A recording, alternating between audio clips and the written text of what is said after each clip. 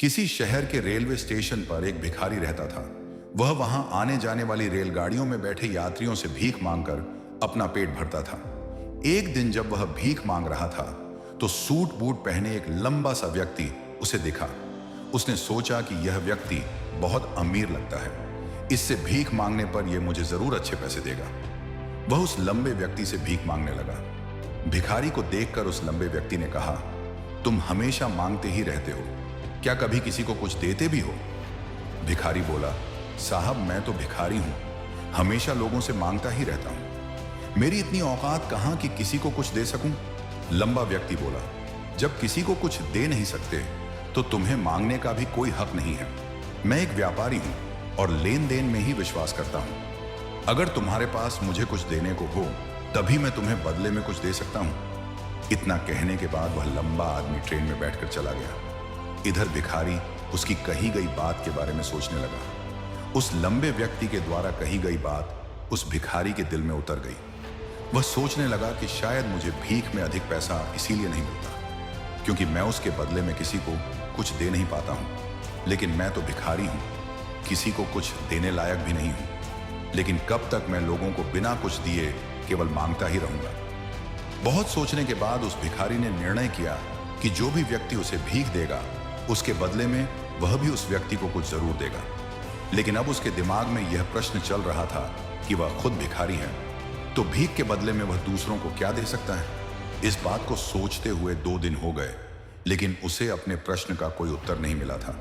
तीसरे दिन जब वह स्टेशन के पास बैठा हुआ था तभी उसकी नजर कुछ फूलों पर पड़ी जो स्टेशन के आसपास के पौधों पर खिल रहे थे। उसने सोचा, क्यों ना मैं लोगों को भीख के बदले कुछ फूल दे दिया करूं। उसको अपना यह विचार अच्छा लगा और उसने वहां से कुछ फूल तोड़ लिए। अब वह ट्रेन में भीख मांगने पहुंचा। अब जब भी कोई उसे भीख देता तो उसके बदले में वह भीख देने वाले को कुछ फूल दे देता। उन फूलों को लोग खुश होकर अपने पास रख लेते थे। अब भिखारी रोज फूल तोड़ता और भीख के बदले में उन फूलों को लोगों में बांट देता था। कुछ ही दिनों में उसने महसूस किया कि अब उसे बहुत अधिक लोग भीख देने लगे हैं। वह स्टेशन के पास के सभी फूलों को तोड़ लाता था। जब तक उसके पास फूल रहते थे तब तक उसे बहुत से लोग भीख देते थे, लेकिन जब फूल बांटते बांटते खत्म हो जाते तो उसे भीख भी नहीं मिलती थी। अब रोज ऐसा ही चलता रहा।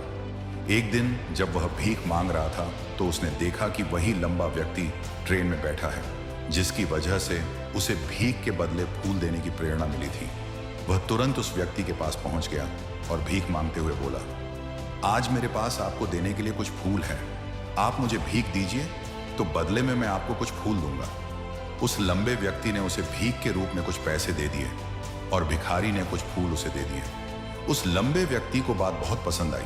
वह बोला, वाह क्या बात है, आज तुम भी मेरी तरह एक व्यापारी बन गए हो। इतना कहकर फूल लेकर वह लंबा व्यक्ति अपने स्टेशन पर उतर गया। लेकिन उस लंबे व्यक्ति द्वारा कही गई बात एक बार फिर से उस भिखारी के दिल में उतर गई।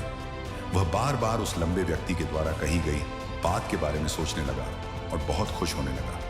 उसकी आंखें अब चमकने लगी। उसे लगने लगा कि अब उसके हाथ सफलता की वह चाबी लग गई है जिसके द्वारा वह अपने जीवन को बदल सकता है।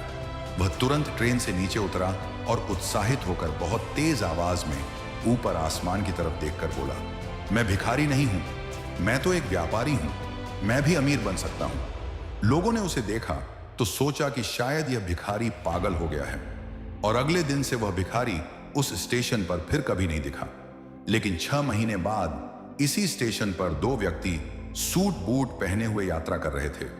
दोनों ने एक दूसरे को देखा तो उनमें से एक ने दूसरे से हाथ मिलाया और कहा, क्या आपने मुझे पहचाना? दूसरा व्यक्ति बोला, नहीं, क्योंकि मेरे हिसाब से हम लोग पहली बार मिल रहे हैं। पहला व्यक्ति बोला, नहीं, आप याद कीजिए, हम पहली बार नहीं बल्कि तीसरी बार मिल रहे हैं। दूसरा व्यक्ति बोला, मुझे याद नहीं, वैसे हम पहले 2 बार कब मिले थे?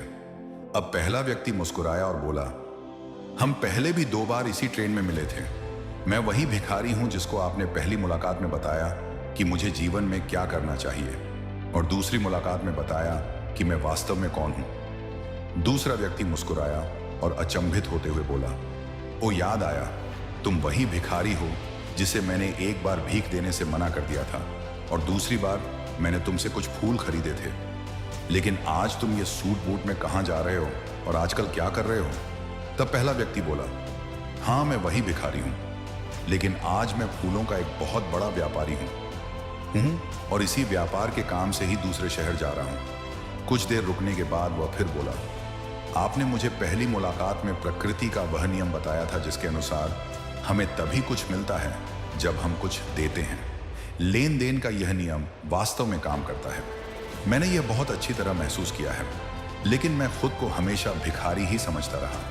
इससे ऊपर उठकर मैंने कभी सोचा ही नहीं। और जब आपसे मेरी दूसरी मुलाकात हुई तब आपने मुझे बताया कि मैं एक व्यापारी बन चुका हूँ। अब मैं समझ चुका था कि मैं वास्तव में एक भिखारी नहीं बल्कि व्यापारी बन चुका हूँ। मैंने समझ लिया था कि लोग मुझे इतनी भीख क्यों दे रहे हैं, क्योंकि वह मुझे भीख नहीं दे रहे थे बल्कि उन फूलों का मूल्य चुका रहे थे। सभी लोग मेरे फूल खरीद रहे थे क्योंकि इससे सस्ते फूल उन्हें कहाँ मिलते। मैं लोगों की नजरों में एक छोटा व्यापारी था, लेकिन मैं अपनी नजरों में एक भिखारी ही था। आपके बताने पर मुझे समझ आ गया कि मैं एक छोटा व्यापारी हूं। मैंने ट्रेन में फूल बांटने से जो पैसे इकट्ठे किए थे उनसे बहुत से फूल खरीदे और फूलों का व्यापारी बन गया। यहाँ के लोगों को फूल बहुत पसंद है और उनकी इसी पसंद ने मुझे आज फूलों का बहुत बड़ा व्यापारी बना दिया। दोनों व्यापारी अब खुश थे और स्टेशन आने पर साथ उतरे और अपने अपने व्यापार की बात करते हुए आगे बढ़ गए। दोस्तों, इस कहानी से हमें बहुत कुछ सीखने को मिलता है। कहानी में लंबा व्यापारी गिव एंड टेक के नियम को बहुत अच्छी तरह जानता था। दुनिया के सभी बड़े व्यापारी इसी जीवन के नियम का उपयोग करके सफल हुए हैं। इस फार्मूले को उसने भिखारी को भी बताया। भिखारी ने इस प्राकृतिक नियम को अपना लिया और इसका असर उसके जीवन में साफ दिखाई देने लगा।